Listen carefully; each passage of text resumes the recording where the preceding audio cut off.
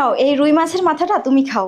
এই ফকিন্নির বাচ্চা, এই রুই মাছের মাথা আমি আমার স্বামীর জন্য রান্না করেছি, আর তুই এই রুই মাছের মাথা তোর প্রতিবন্ধী স্বামীকে দিচ্ছিস। আমার ফেলফেল করে তাকে সর, মাছের মাথা দিন এই স্যার, এটা আমি আমার স্বামীর জন্য রান্না করেছি, মাছের মাথা খাবে।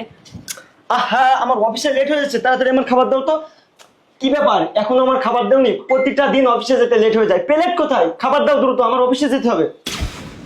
আরে ভাবি, তোমার চোখে পানি, কি হয়েছে তোমার? কাঁদছো কেন তুমি?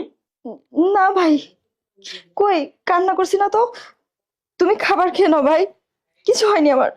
না না ভাবি, তুমি আমার কাছ থেকে কিছু একটা লুকাচ্ছ।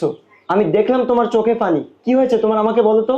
এই সুমাইয়া, কি হয়েছে? ভাবির কান্না করছে কেন ভাবি? এই ভাবি, এখানে বসে ফালতু ন্যাকামি করো না তো, যাও ওই সাইডে যাও, তোমার ভাইয়ের অফিসে যাও, সময় হয়ে গেছে, ওকে খাবার দিব, যাও। কি হলো, দাঁড়িয়ে আছো কেন, যাও। এই সুমাইয়া, তুমি থামো। এই ভাবি, কি হয়েছে আপনার, খুলে বলেন তো, এদিকে আসেন। না না ভাইয়া, তেমন কিছু হয়নি, এমনি আমার মনটা খারাপ তো, তাই। না না ভাবি, তোমার কিছু তো একটা হয়েছে, তুমি এভাবে কান্না করছো কেন? তুমি এদিকে আসো তো, আমাকে সবকিছু খুলে বলো, এখানে আসো। দেখ মমিন, তোর ভাবি আমাকে মাছের মাথাটা দিয়েছিল, সেটা আবার তোর বউ এসে তুলে নিয়েছে।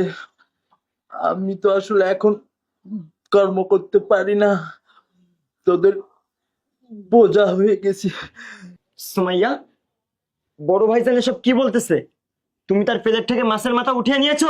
না না, তেমন কিছু না, আসলে হয়েছে কি, মাছের মাথাটা তোমার জন্য ভাজি করেছিলাম, ভাবি করেছে কি ভাইয়াকে মাছের মাথাটা দিয়ে দিয়েছে, আমি আবার মাছের মাথাটা তুলে রেখেছি তোমার জন্য। এই জানোয়ারের বাচ্চা, তোকে আমি বিয়ে করেছি এখনো 2 মাস হয়নি, তোকে এই সংসারে এত মাতব্বরি করতে কে বলেছে?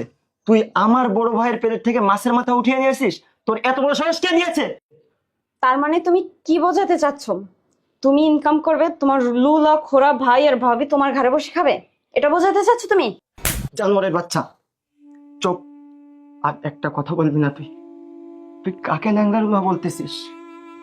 আমার ওই ভাইকে, যে ভাইকে না আমাকে বাবা মা মারা যাওয়ার পরে কোলে পিঠে করে মানুষ করেছে, সেই ভাইকে তুই জানিস?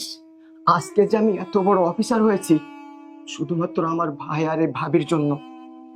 তারা আমাকে কখনো বাবা মা নেই এই দুঃখটা বুঝতে দেয়নি। তারা সবসময় আমাকে সন্তানের মতো করে বড় করেছে। আর তুই সেই ভাইয়ের প্লেট থেকে মাছের মাথা তুলে নিয়েছিস? এই, তোর এত বড় সাহস কি করে হলো?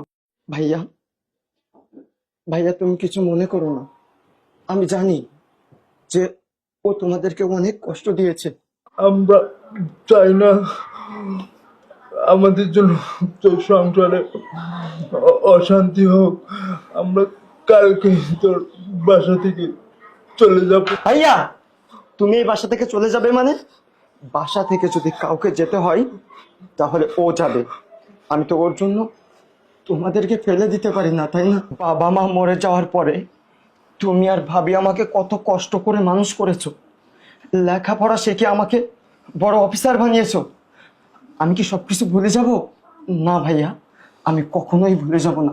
এই শোন, তুই যদি এই বাসায় থাকিস তাহলে আমার ভাইয়া আর ভাবিকে তোকে মা বাবার মতো ভালোবাসতে হবে, আর তা না হলে এই বাসা থেকে বেরিয়ে যা। কি ব্যাপার, এখনো দাঁড়িয়েছিস কেন? আমি না বুঝে ভাইয়া ভাবির সাথে অনেক বড় অন্যায় করেছি, প্লিজ তোমাকে মাফ করে দাও। এই চুপ, একদম চুপ। মাফ করে দিব মানে? তুই আমার ভাইয়া আর ভাবির সাথে যে অন্যায়টা করেছিস না, তোকে কখনো ক্ষমা করা উচিত না। তুই আমার ভাইয়া আর ভাবির কাছে এখনই মাপ চাবি। ওরা যদি তোকে মাফ করে দেয় তাহলে আমি তোকে এই বাসায় রাখলেও রাখতে পারি। ভাইয়া প্লিজ, ভাইয়া আপনার সাথে অনেক অন্যায় করেছি ভাই, আপনি আমাকে মাফ করে দিন ভাইয়া। আজকে আমি নিজের হাতে রান্না করে সবাইকে খাওয়াবো, ঠিক আছে?